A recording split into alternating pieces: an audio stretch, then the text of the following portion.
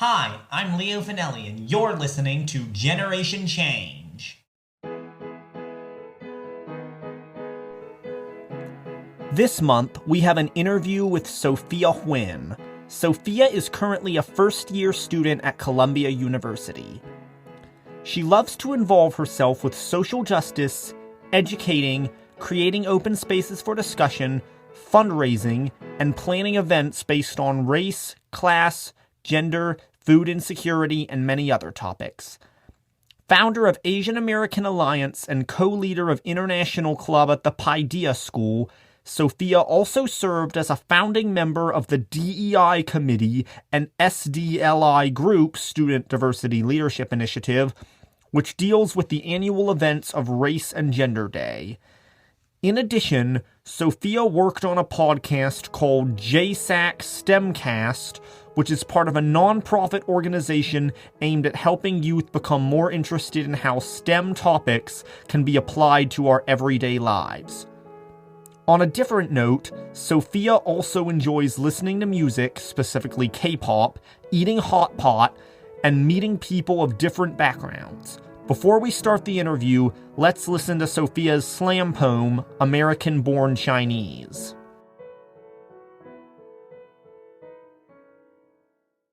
Hello, my name is Sophia Huynh, and my poem is called ABCs. I remembered when I first learned my ABCs. A is for apple, B is for bird, and C is for cat.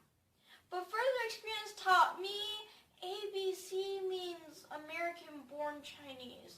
How A is for adjectives, words that describe nouns, words that create categories, categories that are used to divide and separate. How B is for Bruce Lee. A character people most associate with me, asking, do you do karate? Because he used karate to chop down stereotypes, but what you may not know is he also built them up like the Great Wall of China. How C is for chopsticks, a utensil that keeps my culture together, but in order to pick something up, you need to separate the two. How D is for dog, because every time I see one, I just can't help the desire to eat it. Because your stereotypes hold me down like an anchor to a ship. How E is for eyes, because eyes are windows to the soul. But when I was born into this world, it was just too beautiful for me, so I squinted my eyes in order to take a better look. How F is for face, when facing the reality that some people glance at instead of taking in my personality, they walk away seeming to already know who I am. How G is for gook. I first heard this when I was 9, and the word hit me like a bomb, as if it was one of the bombs that was supposed to tear up Vietnam, because now I ask, what the heck is this? What does this mean? You have no right to insult me, my family, and my people, because H is for Harry Potter. This was the talk of the town a few years ago, so my friends and I took a test to see what house we were in. I was Ravenclaw. Just like Cho-Chang. Coincidence? I think not, because I is for ignorance as defined by the lack of information, but it's okay, because my goal is to turn that ignorance into integrity. How J is for Jeremy Lin, Yo-Yo Ma, Michelle Kwan, and Maya Lin, because these people widen my path, and just because I might look different doesn't mean certain traits have to stick to me like rice. How K is for Kung Fu. Because apparently, some people cannot tell the difference between things that come from China and things that come from Japan. How L is for language, because some people ask me, do you speak English? And in case you haven't noticed, I do.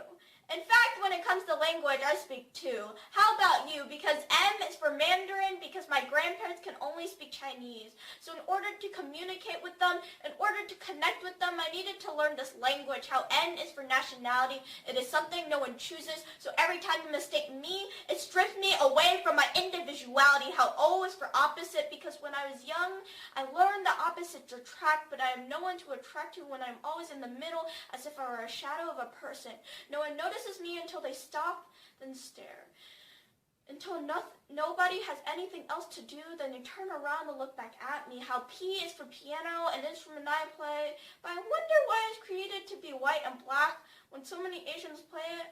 Shouldn't it be yellow and black? How Q is for questions like, where are you from? Or where are you born? As if I had a sticker on my back that said made in China. How R is for race because you can see race. So if you're blind, you can't see race, right?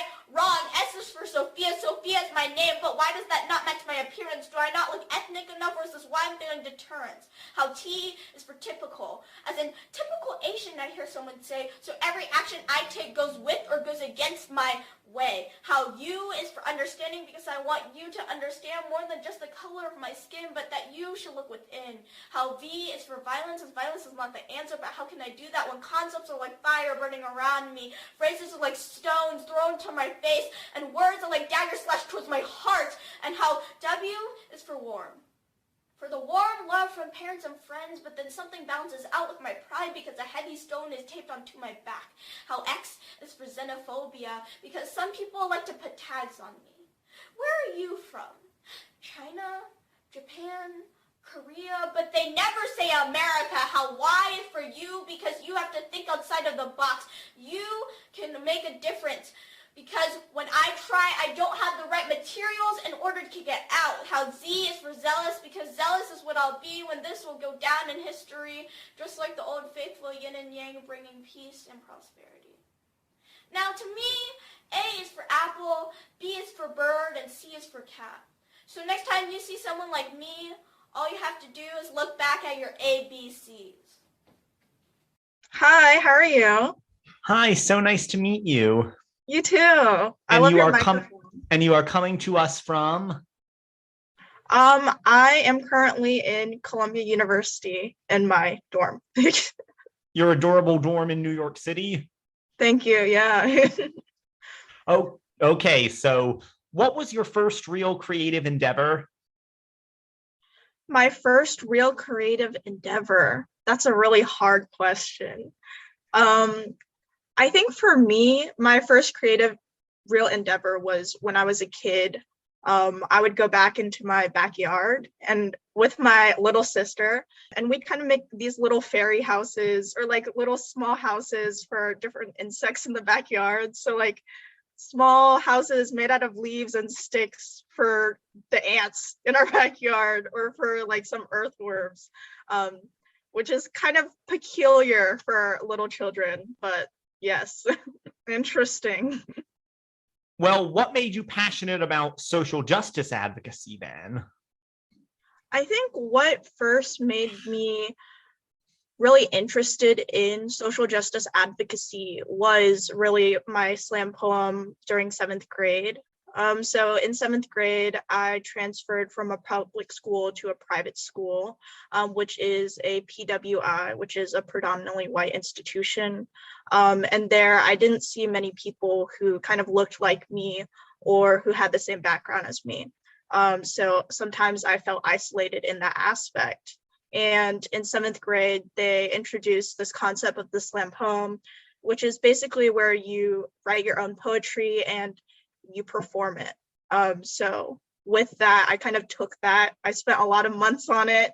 And my final performance was memorizing all of the things that I had written, really talking about kind of Asian American stereotypes in America. And that slam poem, American Born Chinese, was covered by NPR in Atlanta. And how did that happen?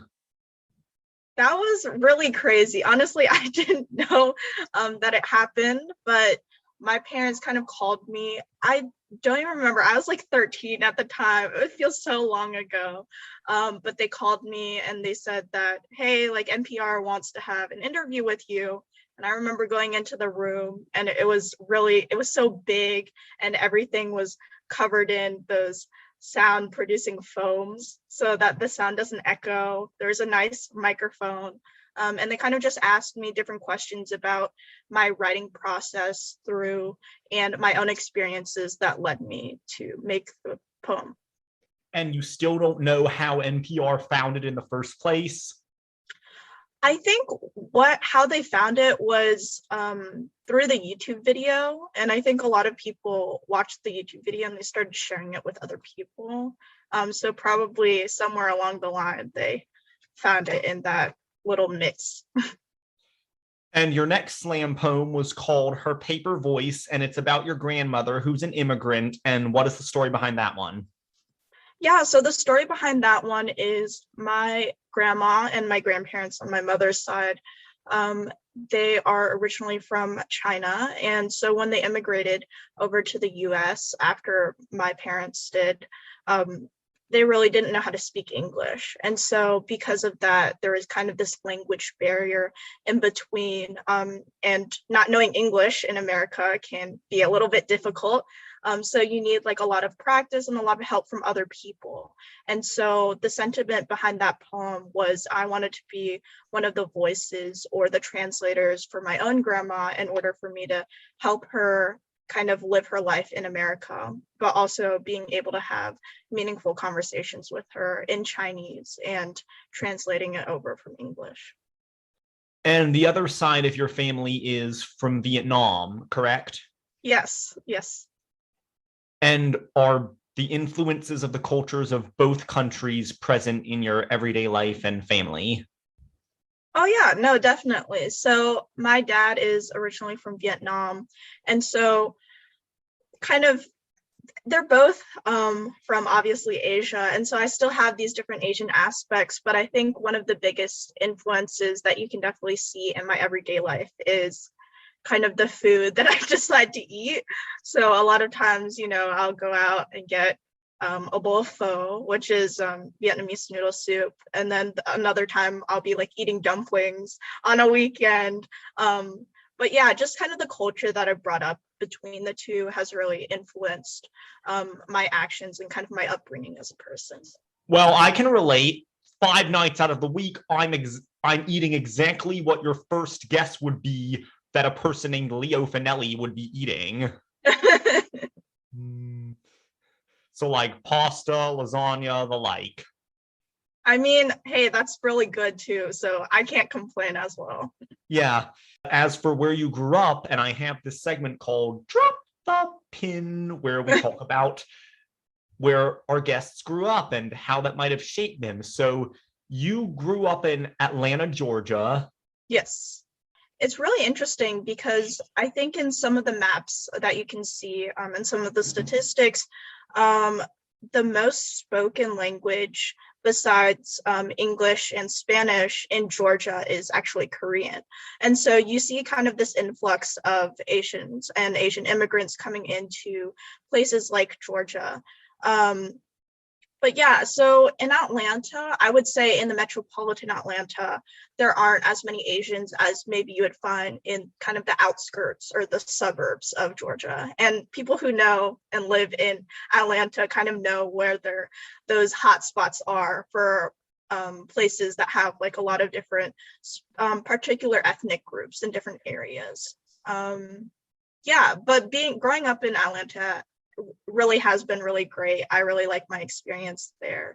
For those people in the Asian community, there's this place called Beaver Highway, and it's kind of this whole highway, which is a bunch of like Asian and Latinx restaurants all on one highway, and it's just really the go-to food spot for everyone.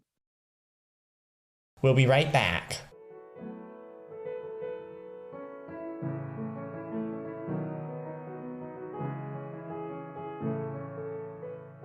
Last year when this Atlanta spa shooting happened, it was actually somewhere that was actually relatively close to where I was. And so where I was at that moment was actually a few streets down from where it actually happened. So I was with my mother going to the grocery store, and we had just come out of the local Publix.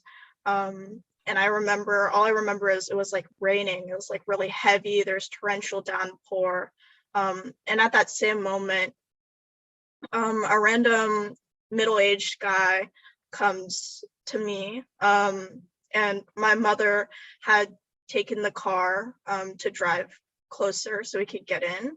And this random middle-aged guy comes up to me, says, "Hi, Asian girl," and then leaves. And so that left really a big impact on me, especially when I came back home and then I heard the news of like what had just happened at the same exact time. I was just very confused. I think it took me a lot of time to kind of understand what had just happened. Yeah, but that has definitely left a big impact on me and kind of how I've seen myself in kind of the specter of the Asian community and what is definitely happening in the time period of COVID. That guy who said that to you, do you think he didn't know about the shootings and was trying to hate on you? Or do you think that he did know about the shootings and he was trying to offer support and it may have come out the wrong way? See, that is a very good question. Definitely obviously, I don't think he knew about the shooting because it was happening like at the same time that he said that. But also in the same side, I don't think he was trying to offer support, just kind of by the tone that he was saying it. And he really like eyed me, like he made eye contact with me and just like watched me as he like walked away, which was, not gonna lie, kind of creepy. Yeah. And in addition to poetry, I saw that you're very interested in STEM and computer programming. Yeah. Where did that interest come from? How do you pursue that? Yeah, so I remember, I think this summer of rising sophomore year in high school, I applied to this kind of 8-week coding program called Girls Who Code. And yes, shout out to yes. Reshma Saujani, the founder. Yes. Have you met her? No, I haven't, which is very unfortunate. Have you read her book? No. She's got a book coming out. Oh, okay. I'll definitely check out that. But yeah, so thankfully I got in, and going to that program, it was just 8 weeks of learning how to code and like the basics of coding. We kind of focused a little bit on Python, HTML, Arduino, and a lot of other coding languages. But ultimately what I took away from it was really the people that I met. So there's just so many different types of people, and everybody was really great and really kind, and really helpful. And it was kind of this community where we built off of each other. So we helped each other get to our goals and aspirations during the program. For example, if it's different projects that we wanted to do, we would help each other if we had any questions. And it was just a really great environment. And I still talk to like some of these people that I met like 3 or 4 years ago to this day. Yeah. How did you continue your advocacy in high school?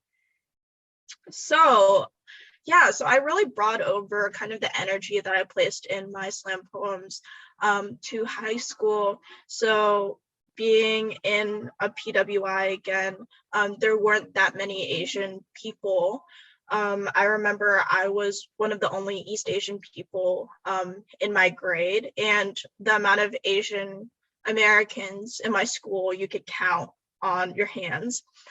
So I remember I co-founded Asian American Alliance, which was kind of an affinity-based group where each Thursday we would meet up and we kind of talk about things that we wanted to talk about, pertaining to just how your day was going, or how, because of your identity, or the different intersectionalities between your identity, has influenced or experienced your school life here.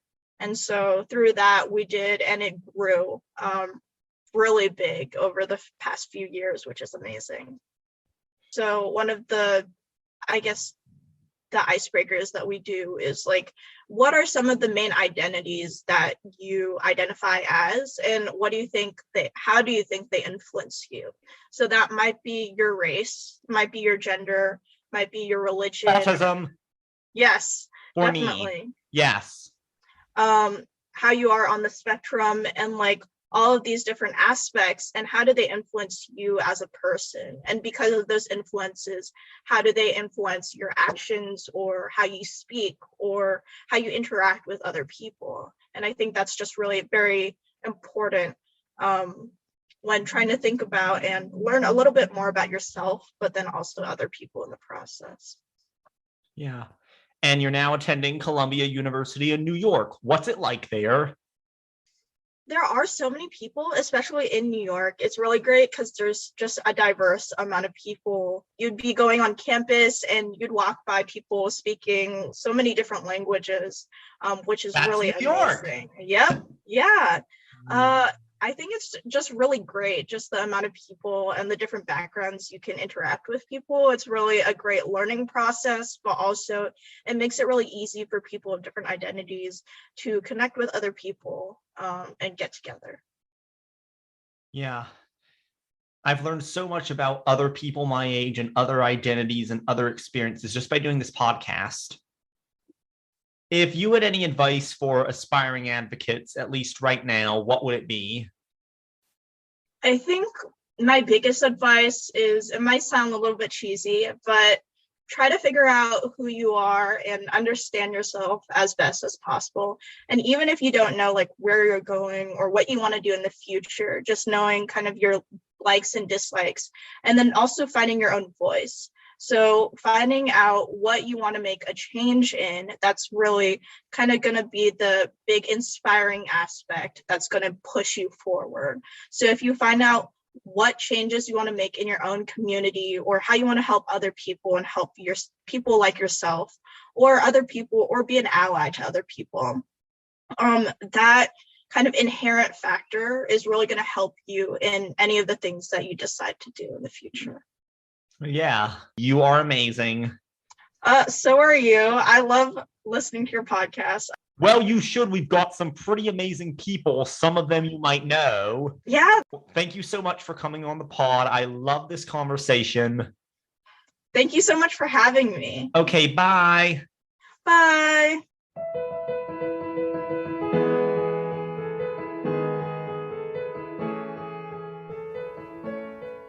When I found Sophia's slam poems online in March of 2021, I was immediately blown away, and I was so excited to talk to her on the pod. When I went back and listened to her poems after recording this episode, it felt different, not only because Sophia and I were friends now, but also because I now know why she wrote these poems. Sophia is clearly passionate about finding a safe space and comfort zone for herself and for others, and if she can't find this space, she'll create one. Sophia's final words of advice about figuring out who you are, understanding yourself, and finding your own voice resonated with me because over the past month, I've been having a lot of struggles with these issues, and it's kept me awake at night. This has been very painful. We can often get too trapped in the void that the world expects us to fill by a certain point in our lives, or feel vulnerable because the future is unknowable. We'll just have to listen to ourselves.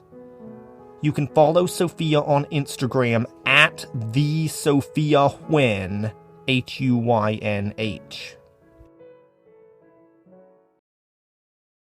If you'd like to recommend someone you know who is trying to make a difference to be on the show, or if you are someone trying to make a difference and would like to be on the show, email us at generationchange@leofinelli.com.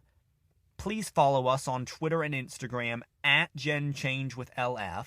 That's at GenChangeWithLF. Follow and review wherever you get your podcasts, and just share this with your friends and others. Generation Change with Leo Finelli is hosted by Leo Finelli, executive produced by Julie Finelli, and edited by Nick and Leo Finelli. Our original music was composed and performed by Leo Finelli. Thank you so much for listening.